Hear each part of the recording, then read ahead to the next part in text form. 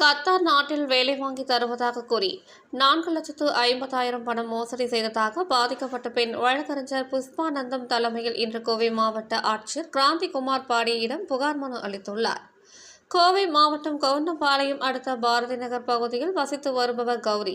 இவர் இன்று கோவை சிவாஜி காலனி பகுதியில் செயல்பட்டு வருகின்ற அனைத்து சமூக மக்களுக்கும் உதவும் பேரவை அமைப்பின் சார்பாக அதன் நிறுவன தலைவரும் வழக்கறிஞருமான புஷ்பானந்தம் தலைமையில் ஆட்சியரிடம் மனு அளித்தார்.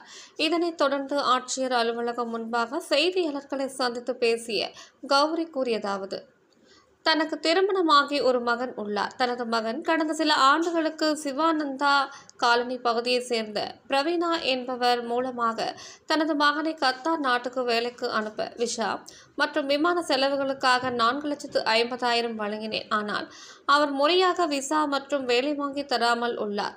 மேலும் செலுத்திய பணத்தையும் தராமல் ஏமாற்றி வருகின்றார்.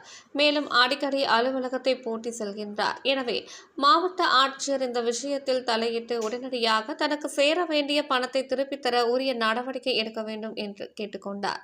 இந்த நிகழ்ச்சியில் வர்ம சித்த வைத்தியர் கிருஷ்ணமூர்த்தி, வழக்கறிஞர் குமாஸ்தாக்கள் செல்வராஜ், திவ்யா, லட்சுமி, பால்ராஜ், ஜெபா, மருத்துவர் கோ தமிழழகன், வழக்கறிஞர் பிரியா, பழனியப்பன் உள்ளிட்ட பலர் கலந்து கொண்டனர் என்பது குறிப்பிடத்தக்கது. என் பேர் கௌரிங்க. நான் கவுண்டம்பாளையத்திலிருந்து வர்றேன். என் பையனுக்கு வெளிநாட்டுக்கு அனுப்புறதுக்கு பக்கத்தில் வீட்டில் தான் பணம் கொடுத்தேன். அவங்கெல்லாம் வேலைக்கு அனுப்பிட்டு இருந்தாங்க. அப்புறம் அவங்க நான் 3 மாதத்துக்குள்ளே வேலை வாங்கி கொடுத்துருவேன். நாங்கள் முதல்ல 2,15 தான் இருக்குன்னு சொன்னால் 2,15 வாங்கினாங்க.